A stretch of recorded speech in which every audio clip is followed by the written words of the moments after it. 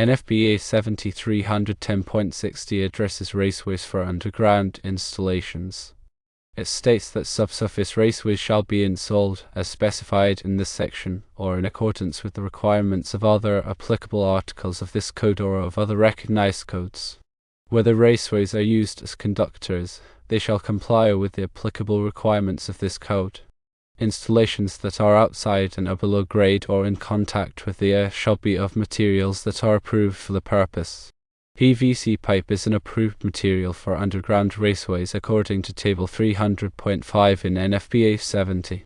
This table includes type PVC-40 PVC conduit, Schedule 40, and 80 rigid PVC conduit.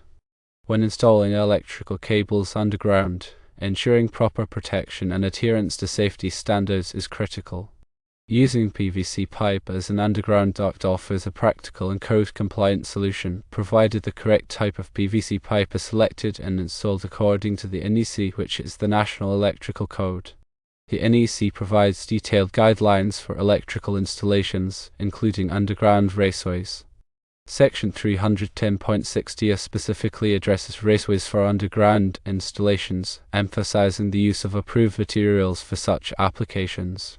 This section mandates that subsurface raceways should be installed according to the code's requirements and other applicable codes, ensuring that the materials used are suitable for direct burial or contact with the earth. PVC polyvinyl chloride pipe is a popular choice for underground electrical conduits due to its durability, resistance to corrosion, and ease of installation. However, not all PVC pipes are created equal. Schedule 40 and Schedule 80 PVC conduits are commonly used for electrical applications, with Schedule 80 offering greater physical protection due to its thicker walls. Table 300.5 in NFPA 70 lists approved materials for underground raceways, explicitly including PVC-40 PVC conduit, which refers to Schedule 40 and 80 rigid PVC conduit. It is important to note that the ordinary white PVC water pipe, while similar in appearance, is not designed or approved for electrical use. Electrical PVC conduit undergoes specific testing and is manufactured to meet stringent standards for flame retardance and electrical insulation. The NEC requires that all materials used in electrical installations be approved for the purpose, which means they must be listed and labeled by a recognized testing laboratory such as Underwriters Laboratories or ETL-SEMCO. These listings ensure that the materials have been evaluated for safety and performance in their intended application. Installing underground electrical cables in PVC conduit offers several advantages. Firstly, it provides mechanical protection for the cables, shielding them from physical damage caused by soil movement, rocks, and other potential hazards. Secondly, it protects the cables from moisture and chemical exposure, which can degrade the insulation and lead to electrical faults. Thirdly, it allows for easier cable replacement or upgrades in the future, as the cables can be pulled out and replaced without having to dig up the entire trench. When installing PVC conduit underground, there are several important considerations to keep in mind. Firstly, the conduit must be buried at the proper depth, as specified in the NEC. Table 300.5 specifies minimum burial depths for various types of raceways and cables, depending on the voltage and the presence of vehicular traffic. For example, direct buried cables typically require a greater burial depth than cables installed in rigid metal conduit. Secondly, the conduit must be properly supported and secured to prevent movement or damage. This may involve using straps, clamps, or other approved fittings to secure the conduit to walls, ceilings, or other structural elements. Thirdly, the conduit must be installed in a manner that prevents water from entering and accumulating inside. This may involve sealing the joints and fittings with waterproof sealant or using conduit bodies with drain holes to allow water to escape. In addition to these general considerations, there are also specific requirements for installing PVC conduit in wet locations. A wet location is defined as an area where water or other liquids are present, either continuously or intermittently. In wet locations, PVC conduit must be installed in a manner that prevents water from entering the conduit and contacting the electrical conductors. This may involve using watertight fittings and connectors, as well as sealing the conduit with waterproof sealant. The NEC also requires that all electrical equipment installed in wet locations be listed for use in wet locations. This includes enclosures, boxes, and other fittings that are designed to protect electrical components from moisture. Failure to use listed equipment in wet locations can create a significant safety hazard, as water can enter the equipment and cause electrical shorts, shocks, or fires. When selecting PVC conduit for an underground electrical installation, it is important to choose the appropriate size and type of conduit for the application.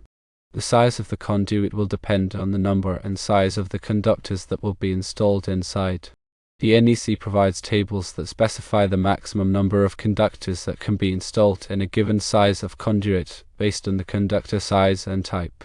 It is also important to consider the fill ratio of the conduit, which is the percentage of the conduit's cross-sectional area that is occupied by the conductors. The NEC limits the fill ratio to prevent overheating and to allow for easy pulling of the conductors. In addition to the size of the conduit, it is also important to choose the appropriate type of conduit for the application. As mentioned earlier, Schedule 40 and Schedule 80 PVC conduits are commonly used for electrical applications, with Schedule 80 offering greater physical protection. However, there are also other types of PVC conduit available, such as electrical non-metallic tubing, ENT, which is a flexible conduit that is used for concealed installations.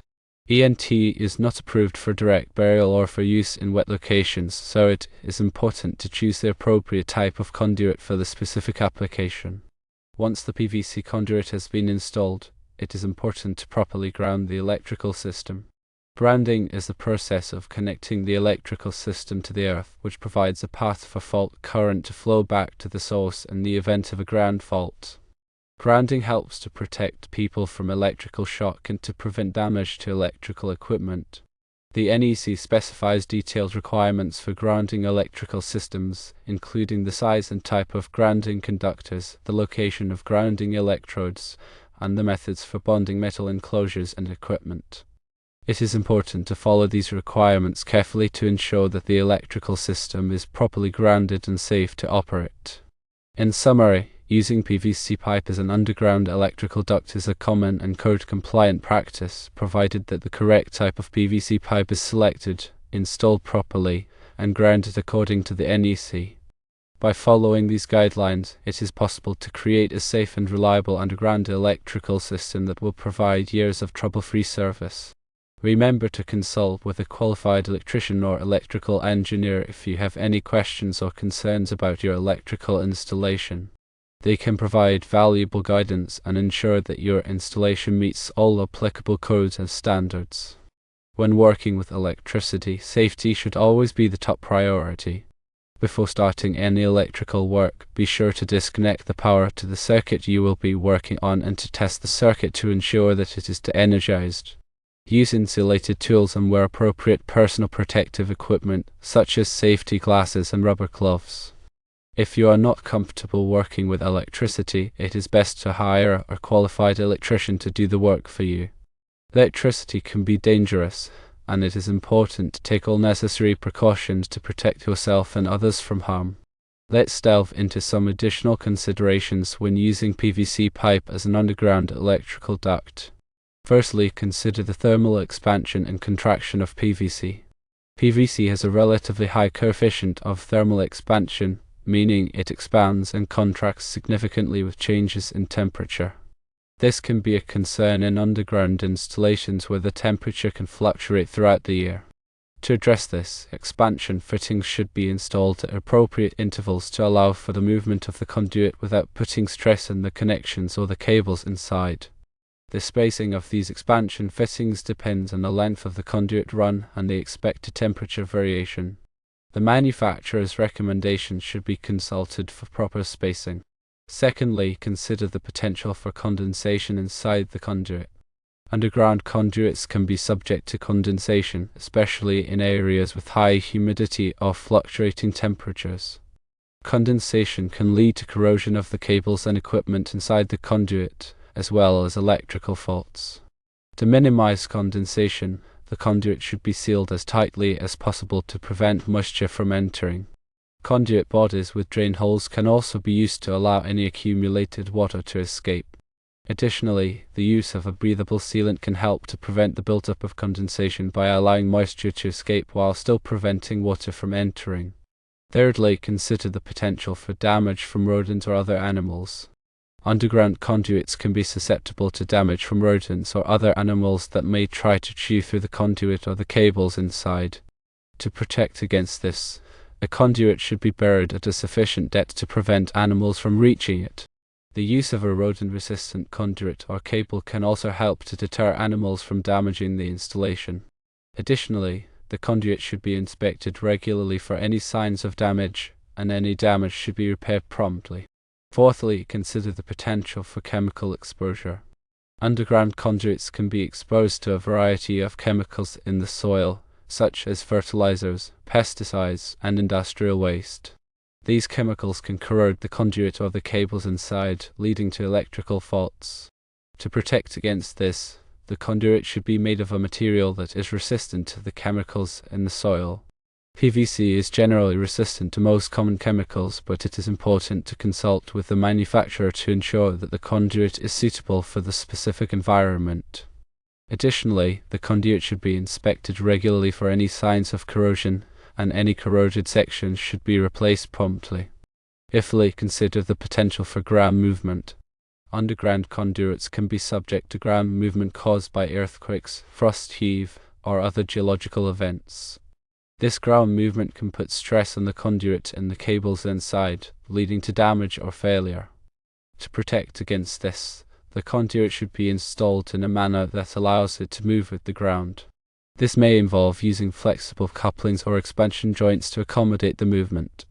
Additionally, the conduit should be inspected regularly for any signs of damage caused by ground movement, and any damaged sections should be repaired promptly.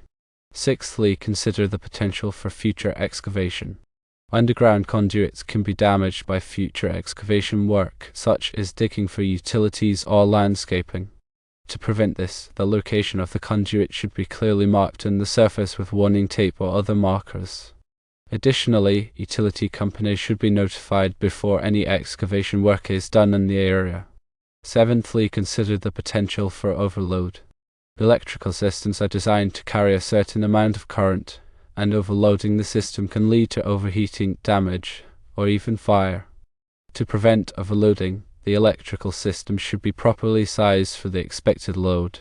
The NEC provides guidelines for calculating the load on an electrical system, and it is important to follow these guidelines carefully. Additionally, the electrical system should be inspected regularly for any signs of overloading, such as flickering lights or warm circuit breakers. Eighthly, consider the potential for short circuit. A short circuit is an abnormal condition in an electrical system where current flows through an unintended path. Short circuits can be caused by damage to insulation, loose connections, or other faults. Short circuits can lead to overheating, damage, or even fire. To prevent short circuits, the electrical system should be installed and maintained properly. Additionally, the electrical system should be protected by circuit breakers or fuses, which will automatically disconnect the power in the event of a short circuit. Ninthly, consider the potential for arc fault. An arc fault is a type of electrical fault where current arcs through the air between two conductors. Arc faults can be caused by damaged insulation, loose connections, or other faults. Arc faults can generate a lot of heat and can ignite nearby materials, leading to a fire. To prevent arc faults, the electrical system should be installed and maintained properly. Additionally, the electrical system should be protected by arc fault circuit interrupters of size, which are devices that detect arc faults and automatically disconnect the power. Tenthly, consider the need for periodic inspection and maintenance. Electrical systems should be inspected and maintained regularly to ensure that they are operating safely and reliably. The frequency of these inspections will depend on the type of system, the environment, and the load. During these inspections, the electrical system should be checked for any signs of damage, corrosion, overloading, short circuits, or arc faults. Any problems that are found should be repaired promptly. By following these guidelines, it is possible to ensure that an underground electrical system is safe, reliable, and long-lasting. Remember to consult with a qualified electrician or electrical engineer if there are any questions or concerns about an electrical installation.